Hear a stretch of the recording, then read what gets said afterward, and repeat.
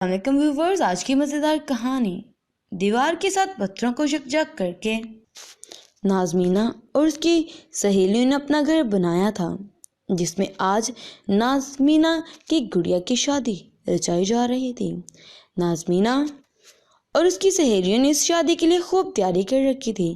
وہ گیت گا رہی تھی جو عموماً شادیوں میں دوشیزائیں اور بڑی عمر کی عورتیں مقامی رقص میں ٹولیوں کی صورت میں گاتی ہیں۔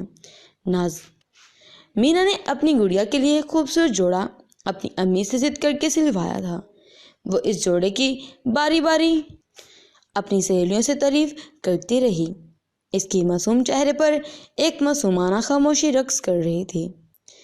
آج وہ خود کو دنیا کی سب سے خوش قسمت انسان سمجھ رہی تھی۔ گڑیا کی شادی کی آخری رسومات نازمینہ اور اس کی سہیلیاں ادا کر رہی تھی کہ نازمینہ اور اس کی سہیلیوں کی خوبصورت آوازوں سے فضا گولیاں کی گرجدار آوازوں سے آلودہ ہو گئی۔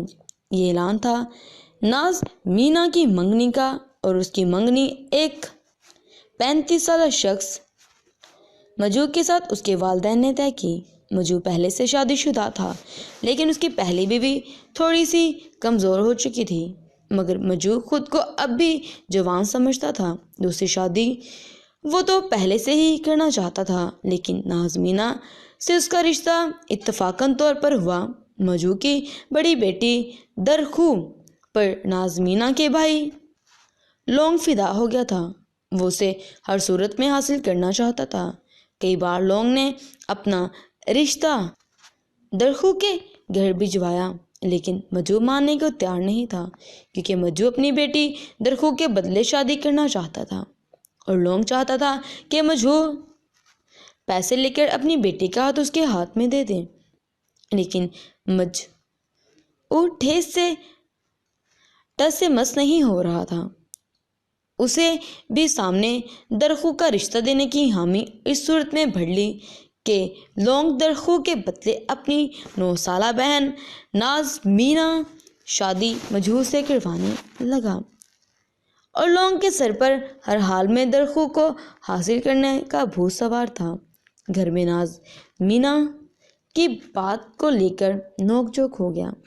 نازمینہ کی والدہ تو ربی ہی بھی اپنی کمسن بیٹی کو کم عمری میں مجو کے نکاح میں دینے کی حامی نہیں تھی، لیکن لونگ کو اپنی بہن کی زندگی سے زیادہ درخو کی محبت عزیز تھی، اس لیے وہ اس کمسن نازمینہ کی قربانی دینے کے لیے تیار تھا۔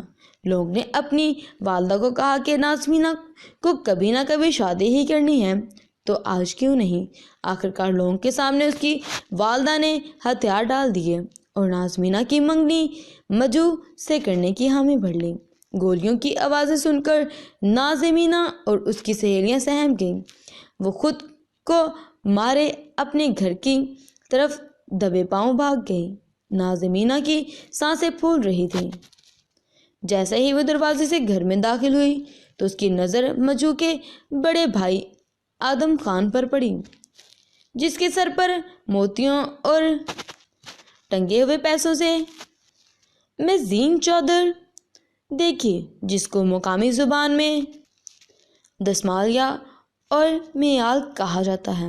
دیکھا اسے خواتین کو گیت گاتے ہوئے سناتے تھے۔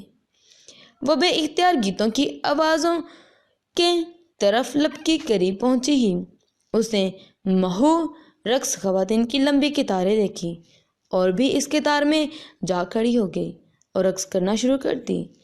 اسے نہیں پتا تھا کہ اس کی زندگی کے ساتھ ایک بڑا ظلم ہو چکا ہے۔ وہ اپنی زندگی کی بربادی کی خوشیاں منانے والی خواتین کے ساتھ رقص کر رہی تھی، اور اسی دوران اس کی والدہ دوڑ کر آ گئی اور نازمینہ کو اپنی آغوش میں لے کر کمرے کی طرف چل پڑی، اور وہ بڑبڑا رہی تھی، اور اب لوگ کیا کہیں گے؟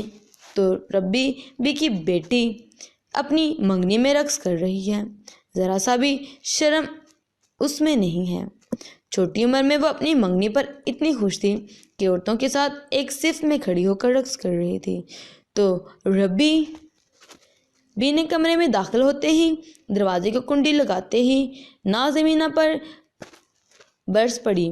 پاگل ہو گئی ہو کیا؟ نازمینہ ماں کی ڈانٹ سے خوف زدہ ہو کر دھیمی اور لرزتے لبوں سے گویا ہوئی، اور امی آپ صرف مجھ پر کیوں غصہ کر رہی ہیں؟ سب تو ناچ رہی ہیں۔ تو ربی بھی چپ بدتمیز، ناک کٹوا دی، تیری منگنی ہو رہی ہے اور تو ناچ رہی ہے۔ نازمینہ حیرت سے کہنے لگی منگنی؟ تو ربی بھی ہاں تیری منگنی، مجو اور مجو کی بیٹی درخو کی منگنی تمہارے بھائی لونگ سے طے ہو گئی ہے۔ نازمینہ منگنی کو سمجھتے بغیر معصومیت سے کہنے لگی امی پھر میری گڑیا کی طرح شادی ہو جائے گی اور آپ مجھے بھی اچھی کپڑے لے کر دو گی؟ تو ربی بھی کے احساسات نازمینہ کی معصومانہ سوال سن کر ایک دم تبدیل ہو گئے اور وہ روحان سی ہو گئی۔ اس سے پہلے کی بے بسی کے آنسو ان کی آنکھوں سے جھلک پڑے۔ انہوں نے اپنی بیٹی کو گلے لگایا اور ممتا سے بھری آواز میں بیٹی سے مخاطب ہو کر بولی ہاں بیٹی، تیرے لیے میں اچھے کپڑے سائیکل والے سے لے کر دوں گی اور اپنے ہاتھوں سے بھی لوں گی۔ منگنی کی تقریبات ختم ہوتے ہی نازمینہ کا گھر سے نکلنا بند ہو گیا تو ربی بھی ابھی بیٹی کی تربیت بیٹی کے بجائے بہو کی طرح کرنے لگی۔ انہیں گائے کے دودھ چوائی کرنا اور کڑھائی سلائی سکھانے لگی۔ نازمینہ کا بچپن چھن گیا۔ ان کی امی نے اس کے دماغ میں ایک ہی بات بٹھا دی اور وہ بات یہ تھی کہ تیری زندگی کا واحد مقصد شادی کرنا ہے اور شادی کے لیے وہ ہر کام تجھے سیکھنا ہوگا جو ایک بہو سسرال میں کرتی ہے تاکہ سسرال خوش رہیں۔ شادی کی تربیت کے 3 سال کیسے گزرے پتہ ہی نہیں چلا۔ گھر میں نازمینہ اور لونگ کی شادی کی تیاریاں شروع ہو گئی۔ لونگ ہر دن سال کی طرح گزر رہا تھا جبکہ نازمینہ کو خوف لاحق ہو گیا۔ وہ شادی سے ڈرنے لگی۔ 48 سالہ مجو سے بھی خوف آنے لگا۔ اب وہ شادی کے مفہوم سمجھ چکی تھی۔ مجو کے ساتھ زندگی گزارنے کا سوچنے اور اکیلے میں رونا اس کا معمول بن چکی تھی، لیکن وہ اپنا درد کسی سے بیان نہیں کر سکتی تھی کیونکہ وہ جان جاتی کہ اگر شکایت کرتی تو گھر والے اسے ڈانٹ دیں گے۔ بالآخر وہ ایک دن بھی آ پہنچا جب نازمینہ دلہن بنی۔ گڑیا کی طرح اسے بھی سجایا گیا اور خوبصورت کپڑے اس نے زیب تن کیے، لیکن اسے ان سے گن آ رہی تھی۔ آج وہ خود کو بدقسمت انسان قرار دے رہی تھی۔ آج وہ رو بھی رہی تھی کیونکہ ان کے بھائی نے اسے دھمکی دی تھی کہ لوگوں کے سامنے رونا مت، کیونکہ لوگ پھر کہیں گے کہ نازمینہ کو مجو پسند نہیں، اور لوگ طرح طرح کی باتیں بنائیں گے جس سے معاشرے میں ان کی بدنامی ہوگی۔ اور نازمینہ کا وجود اپنا تھا، لیکن اس وجود کے فیصلے دوسرے اپنی وجود کی جھوٹی انا اور تسکین کے لیے کر رہے تھے۔ نازمینہ اپنے ساتھ ہونے والے مظالم پر رونے کی حد تک کا بھی اختیار نہیں رکھتی تھی۔ وہ ایک پرزہ تھی جو استعمال ہو رہی تھی۔ نازمینہ کی شادی کو 1 سال ہی ہوا تھا کہ اس کا شوہر مجبور گردے فیل ہونے کی وجہ سے اس دنیا سے رخصت ہو گیا۔ مجو کی رخصت ہوتے ہی مجو کے بڑے بھائی صادق خاندان کے دیگر مردوں کے درمیان نازمینہ کے ساتھ نکاح کر کے رسہ کشی شروع ہو گئی۔